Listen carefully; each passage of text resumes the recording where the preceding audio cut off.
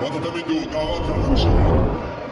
وزن جمعی 100 کیلو در محله دوم ورزشگر با جودوچی سفید از جمهوری تاجیکستان تیمور رحیماف. اکنون دوستان عزیز تیمور رحیموف پهلوانی که با جودوگی سفید است در مرحله اول آزاد بود اما حریفش والری اندوویتسکی اما میدان میبرد. اکنون دوستان عزیز تیمور رحیموف با جودوگی سفید است و حریفش والری اندوویتسکی پهلوانی 23 ساله‌ای که نمایندگی می‌کند ورزشکاران برطرف را.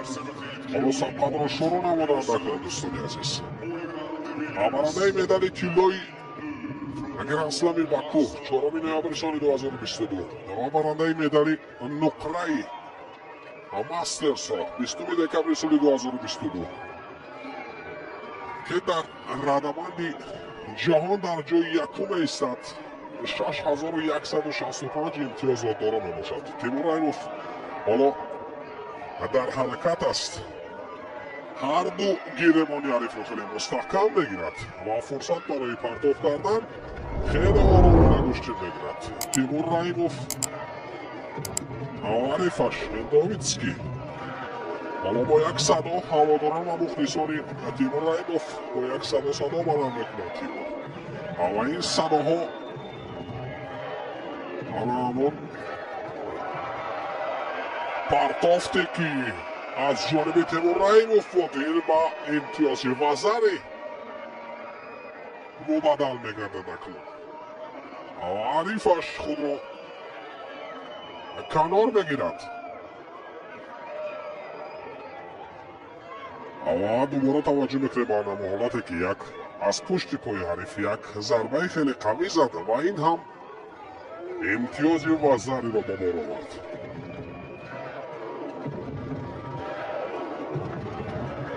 حالا همین چهره‌ای که خیلی هم سرشناس است پهلوانی خیلی هم موفق کشور که در عرصه بین المللی پرچم و حالا همون ننگ و ناموس ملت را نشان میدهد. حالا دوباره دست رو خیلی مستحکم میگیرد تیمور و آزادانه حرکت میکند. تیمور رحیموف دوباره میخواد اصول گوی کردن حریف رو استفاده باید ولی حریفش نیست رو دفاع میکند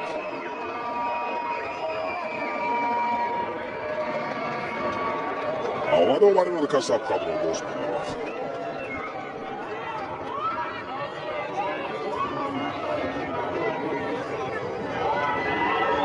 آواشی داری نخست را اکنون داور مرکز برای پهلوانی جدایی کبود داشته اندوویتسکی و والری نشان میدهند 2 دقیقه وقتی اساس پشت سر میشود اکنون تیمور رحیموف بر مقابله پهلوانی که نمایندگی میکند ورزشکاران برطرف را ادامه بر میکند. با امتیاز یک وزر علکه تیمور رحیموف پیش صف است. حالا خیلی امیدی کلام برای موازی پهلوانی که ادامه بر میکند. تیمور رحیموف The number 1 winner in white from Denmark, Mathias Madsen. و اندوویتسکی نیست در مقابل پهلوانی رو خیلی خوب استفاده‌گری میکند، خیلی خوب گوشتین میگیرد.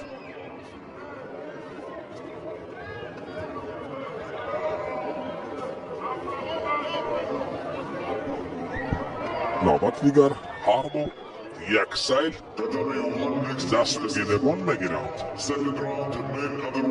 آقا دوباره مرکز سبقت را باز میدارد و برای از گیلم مرکزی بیرون آوردند. شیدوی نخست و پهلوانی با نشان میدهد شیدوی ما برای پهلوانی جودوی کم داشته اکنون سبقت ادامه مییابد. کم فعالی اندوویتسکی به نظر میرسد و اکنون یک حالتی خطرناک هم بود برای تیمور رحیموف.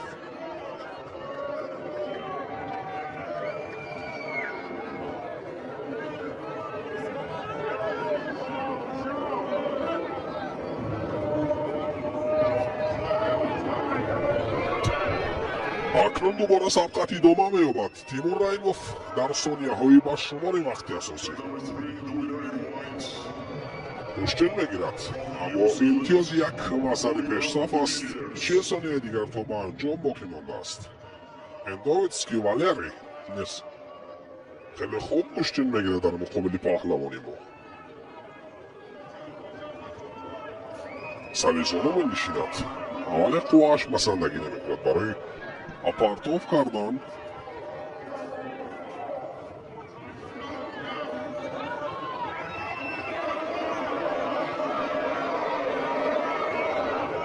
ثانیه های با شمار باقی مانده است و داوری مرکز درها سبقت را باز می‌دارد.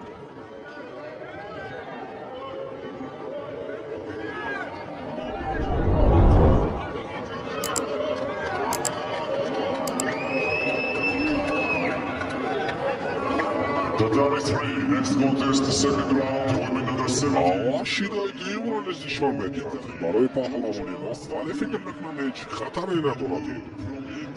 شیداها زیرا او با امتیاز یک نظر پیشرفت است.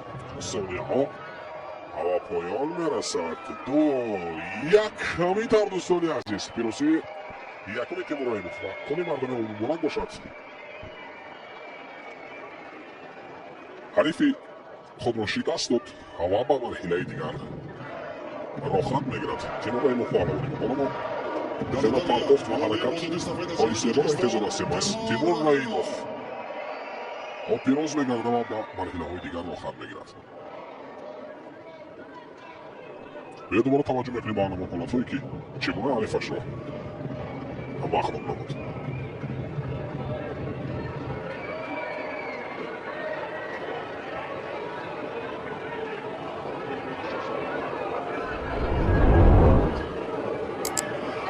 Dadame to next contest. Tajikistan. Temur Raҳимов. دوباره دوستان عزیز تیمور راهیموف با میدان برمیگردد. ایراسیل کاژیبایف بر مقابل تیمور راهیموف. پهلوانی قزاقستان در مقابل پهلوانی ما با جودوی کبود با میدان میبرد. ایراسیل کاژیبایف پهلوانی 28 ساله قزاقستان. یا حالا دوباره تیمور راهیموف خیلی امکانی خوب دارد برای پرتاف کردن، اما با یک سبا نام پهلوانی با تیمور راهیموف را میگیرد. ایراسیل کاژیبایف در مرحله اول آزاد بود، در مرحله دیگر پهلوانی فرانسه را شکست داد و در مرحله چهارم امریکایی اما پهلوانی ما ادامه نبرد میکند. تیمور راهیموف باشد پهلوانی ما. حالا شیدای نخست را با هر دو پهلوانان برای کمکاریشان نشان میدهد.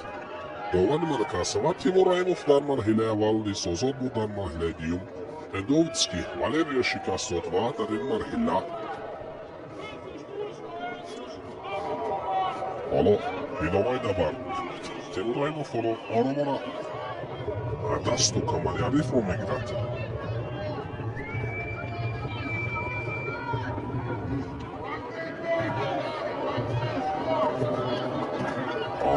حالتی خطرناک آمون برای تیمور راهیموف. Tatame won next quarterfinal men under 90 kilo. In white, individual neutral athlete Eldar Alakhverdiev. Kazibbayev. From Germany, Martin Matias. ایراسیل پهلوانی قزاقستان نیست. نه اونقدر تجربه‌ای خوبی گوشت وجود رو دارد، ولی در مقابل پهلوانی ما، در مقابل بهترین چهره رقم یکی و اکنون یک پرتافتی خیلی هم خوب نشان میدهد. امتیازی وزری رو می‌ستاند و حالتی اسیکو میدن، حالتی 10 ثانیه نگاه داشتن لکه پیروز میگردد همینطور دوستان عزیز. تیمور رحیموف پهلوانی ما نیز در مرحله چهار یک نهایی بر مقابل پهلوان قزاقستان نجیببایف یاراسل پیروز میگردد.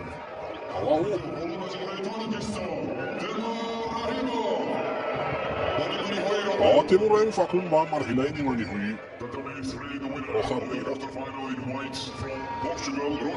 دوباره توجه میکنیم با حالتی که مخوید است حریفش رو به دیگر طرف هوا داد و پیروز گردد. تیمور رحیموف دروازه جام 100 کیلو مرحله چهارم فینال ورزشکار از جمهوری تاجیکستان شکر محمد در فخوری های نیمه نهایی که مغلوب میشوند و بعدا این چهره دروازه جام 100 کیلو دعوت کرده میشود. ورزشکار تیمور رحیموف و شکر محمد میرغمادوف دو پهلوان نامور تاجیکستان امروز به میدان برآمدند.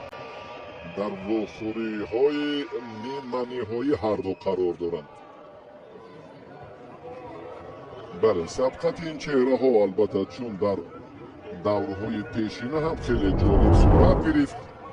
این دو تن پهلوان نامور پرچم برداری میهن در عرصه جهانی چندین دفعه با هم واخوردند. بله در مسابقات با شکوهی که با ابتکار مقامات اجرایی حکومت دولتی شهر دوشنبه برگزار شد و مکافات عالی که ارزشش 130,000 سامانه بود، اون زمان تیمور رحیموف غلبه را مال خود کرده بود و اکثریت نیروسنجی های تا این مدت انجام یافته به نفع تیمور رحیموف خاتمه یافتند به استثنای یک سبقتی که ما البته از این پیشتر هم 5 سال قبل به خاطر داریم. شکر محمد میرمامدوف بیش از 1 سال در معالجه قرار داشت. بعد توقف طولانی باز به میدان برگشت. در خصوص مهارت تیمور رحیموف جای شبهه نیست.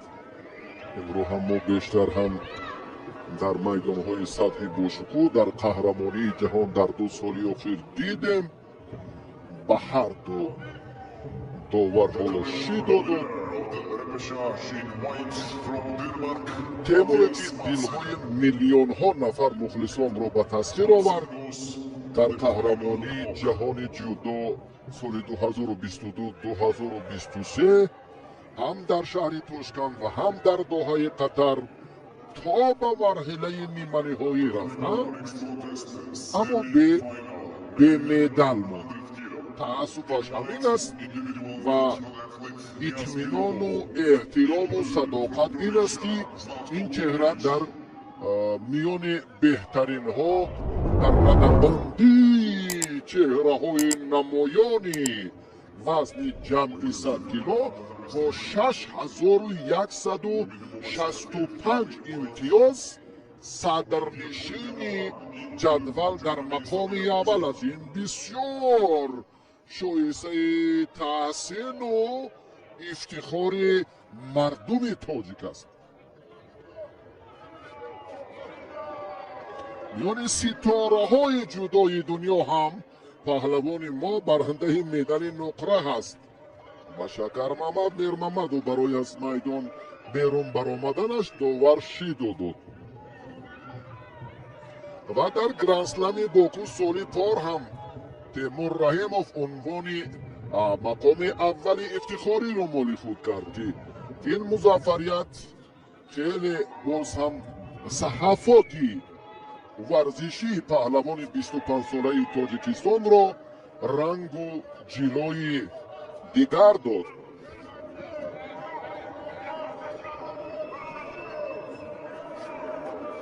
حرکت های تیمور اندکی خوب است و شکر محمد هم بسیار جوانی با تمکین. بله اطمینان به خاطر فرد. ما از این چهره هایی که نمونه افتخار نسل امروز و آینده کشورم سرفرازیم و افتخار هم داره.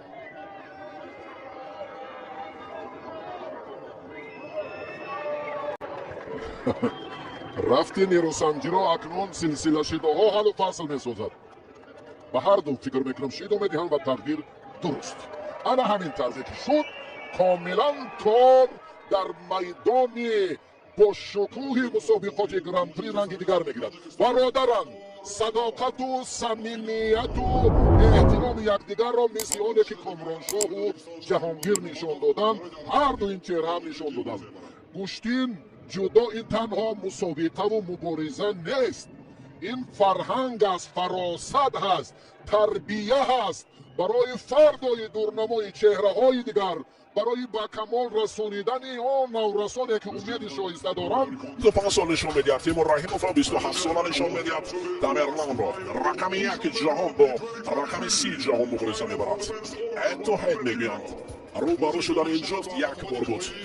مسعود حریف اکنون این نوبت گوید تیمور بر مقابل باشایف مردانوار مبارزه برد. برای رسیدن به قسمت فینالی هر دو پهلوان سه رقیبی را شکست داده و در این وزن جمع 100 کیلو بالاخره به اینجا رسیدند. این رقابت را گوستونی بالاش حکمی میکند. اکنون دوستانی عزیز به خاطر تیمور رحیموف مردم از جای برمیخیزد. برنده مدال طلای گرند اسلام جایزه‌دار گران پری این مسابقات رقم 1 جهان تیمور رحیموف با میدان وارد میشوند با جودوگی سفید. تمرلان باشایف پهلوان تیم انفرادی بی‌طرف. حالا ببینید اکنون یک نفس تازه این جفت را برای به دست آوردن همون مدالی که در مرکز تتمی است برو میسازد. اولین حرکت از جانب هر دو پهلوان است. باشایف یک اصول خطرناک سر کتف است. از این اصول باید تیمور رحیموف دویم دفاع نماید. یگانه خطر باشایف همین اصولش است، اما تیمور رحیموف عکس العمل بر مقابل اصول سر کتف حریف عمل میکند.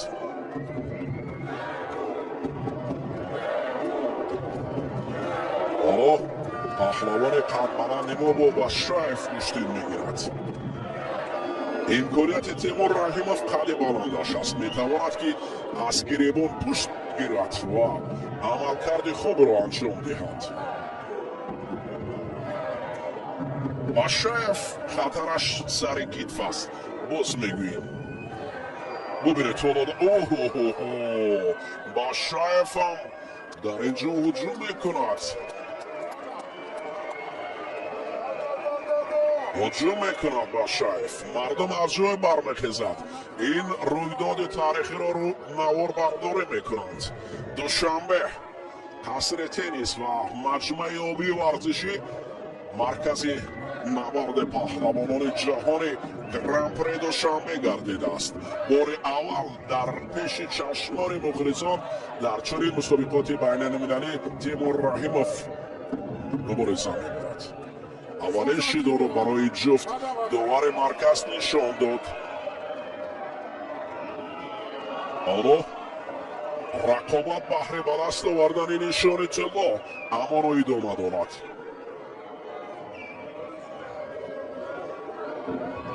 یا باشایف یا تیمور رحیموف کی است از این پهلوانانی که موفق میشوند؟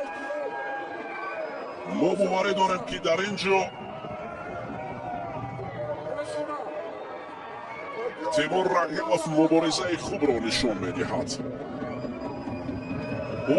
باشایف اما را از سر کتف خود دست نمیکشد اما دور میرود از مرکز میدان.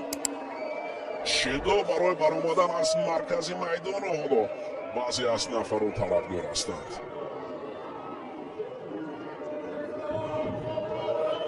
اما حجمی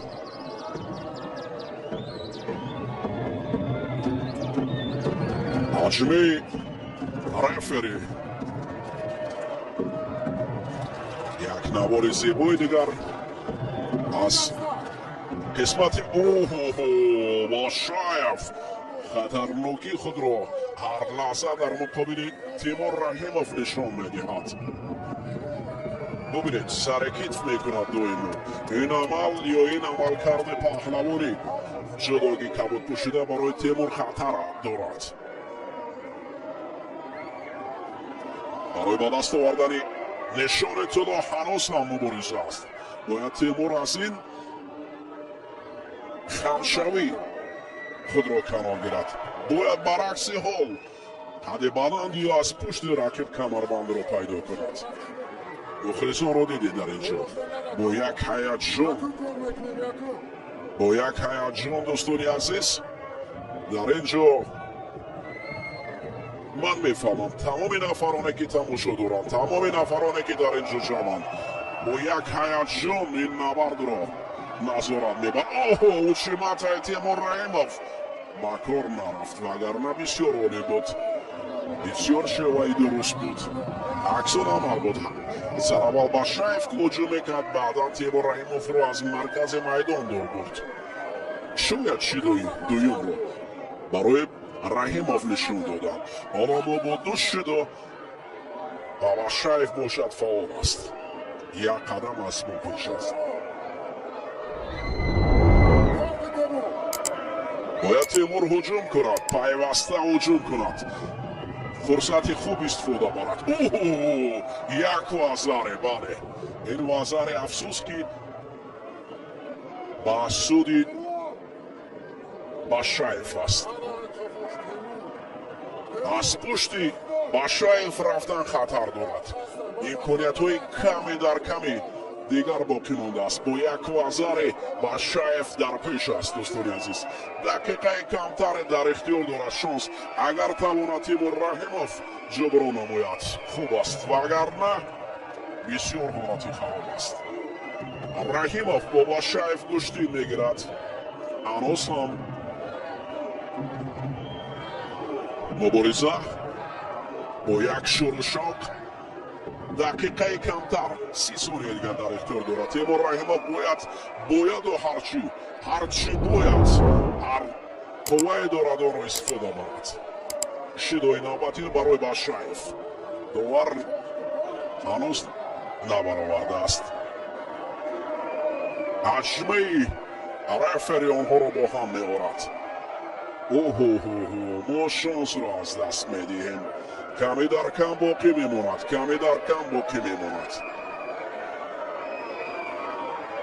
ثانیه ها رو باشایف در زمین میگذراند. 8 ثانیه دیگر چی نقش دارد برای تیمور رحیموف؟ خستگی خود را نشان ندادد. باید برخیزد ولی افسوس که من فکر میکنم حرکه برای باشایف امکان است و برای تیمور رحیموف 2 ثانیه دیگر نقش دادن میتواند. بله 2 ثانیه دیگر هم سپری میشود و میدان طلا را در اینجا تامرلان از تیمور میشتواند. تامرلان تیمور را در قسمت فینالی شکست میدهد و نشان طلا را از آن خود میکند. تیمور رحیموف را یک بار سر کتف کردین، سر کتفی خطرناکی و بسیار هم خطر داشت. زمین سخت و آسمان بارند. تیمور رحیموف تا قسمت فینالی آمد ولی در قسمت فینالی نتوانست که رقیب سرسختی که تامرلان باشایف را شکست دهد. این باشایف با این قد پستش آنرش بلند بوده است. بار دویم است که او تیمور رحیموف را شکست میدهد. بابا مخلصان را تبریک میکند. خسته شده است ولی باشایف تیمور رحیموف در مقابل باشایف با لحظه های جالب این نبرد پیشکشی ما شما میگردد که هرچی بود هرچی تیموری قدبلند ما که امکانیت ها داشت باید را استفاده میبرد و در مقابل رقیب شایسته اون را نمود. همین سر کتفی و یک وزاری را آورد برای باشایف هدیه کرد. یک طلا یک نقره به برنجی ما روز سیم را جمع بحث میکنیم.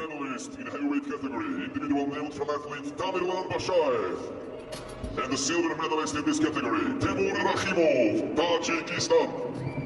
برنده مدال طلا ورزشکار انفرادی به طرف تامرلان باشاєв و دارنده مدال نقره ورزشکار از جمهوری تاجیکستان تیمور رحیمov.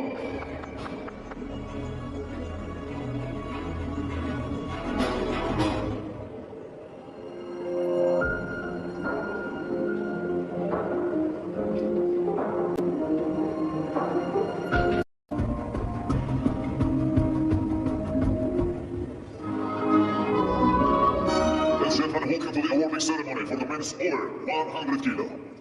حاضرین منان گرامی الان توجه می‌نماییم به مدیران عزیز مراسم جدا از پهلوانی جمع 100 کیلو پیشکشیمان شما می‌گردد. در اینجا 4 نفر فاتورا صاحبوف همچون سرپرست تیم سابقاتی گراند پری 2023 برای جایزه‌داران و وارد وزن جمع 100 کیلو تا پهلو تبدیل می‌کنند. ماگомедомаров در مقام سیوم با شکست شکرمحمد میرمامدوف قرار گرفت. همچنین پهلوان قزاق ژمایف یوسی تیمور رحیماف با نشان نقره این نوبت قناعت میکند و طلایی میشود باشاєв تامرلان با مدال رنگین طلایی گراند پری سرفراز میشود. حالا بعد از تقدیم گلدسته به پهلوانان در اینجا گیمنی فدراسیون جهانی گوشت جودو صدا خواهد بود.